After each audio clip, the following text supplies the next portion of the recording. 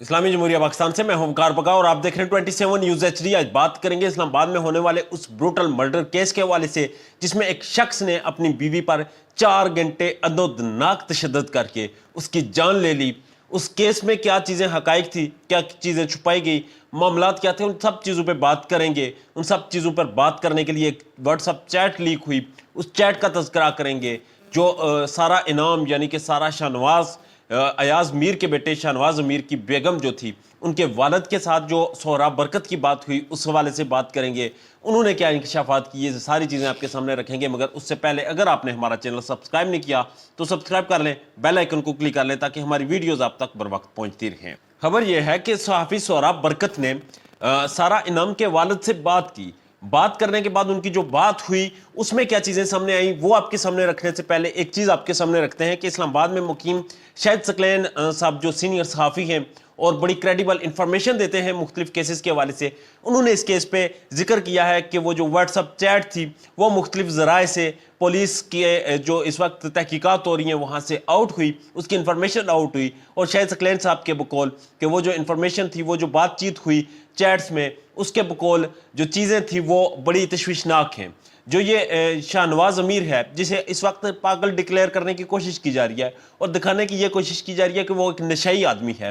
وہ اپنی بیوی سے جو چیٹ کرتا تھا وہ اس میں چیٹس کو ڈیلیٹ کر دیتا تھا، اور چیٹ ڈیلیٹ کرنے کے بعد پتہ نہیں چلتا کہ وہ کیا بات کرتا تھا۔ مگر جو ایکسپرٹ ہیں ان کے مطابق انہوں نے جو دیکھا کہ وہ جو چیٹ ہوتی تھی اس کے جواب میں سارا کے جو جوابات ہوتے تھے وہ ڈیلیٹ نہیں ہوتے تھے۔ سارا کے جوابات سے یہ نتیجہ اخذ ہوا کہ ایاز امیر صاحب کا صاحبزادہ اس سے انتہائی غلیظ اور گندی گالیاں دیتا تھا، اسے مینٹلی ٹارچر کرتا تھا، جس کے جواب میں سارا کہتی تھی why you giving me so much pain, why you are reacting on anything, why you are behaving like this. یہ ساری چیزیں یہ سارا کے جواب تھے، اور یہ جواب ایاز امیر کے صاحبزادے کو، اسے جسے پاگل بنانے کی کوشش کی جا رہی ہے، اسے دیے جاتے تھے۔ اور ایاز امیر صاحب خود کہتے ہیں کہ وہ نشئی تھا، اور اس کے حوالے سے انہوں نے سارا سے پوچھا تھا کہ کیا تم اس لڑکے کے بارے میں جانتی ہو، تو سارا نے کہا تھا میں سب جانتی ہوں، آپ فکر نہ کریں، سب ٹھیک ہو جائے گا۔ جبکہ دوسری طرف سہراب برکت کی جو سارا کے والد سے بات ہوئی وہ انہوں نے سامنے کی، اور انہوں نے یہ کہا کہ جو انہوں نے جو ذکر کیا، انہوں نے واضح طور پہ کہا کہ سارا نے مجھے جب بتایا کہ میری شادی ہو چکی ہے تو میں انتہائی دنگ رہ گیا، حیران رہ گیا کہ مجھے بتائے بغیر ایک فرینڈلی ماحول میں میری بیٹی تھی تو اس نے شادی کر لی۔ خیر جب انہوں نے پوچھا تو اس نے بتایا کہ ایاز امیر جو ٹیلی ویژن پہ آتے ہیں، ایک ویل نون پرسنالٹی ہیں پاکستان کی، ان کے بیٹے سے میری شادی ہوئی۔ تو انہیں کچھ اطمینان ہوا کہ ایاز امیر ایک اچھی شہرت کے شخص ہیں، تو ظاہر سی بات ہے کہ ان کی جو ان کی فیملی ہے وہ ایک سلجھی ہوگی۔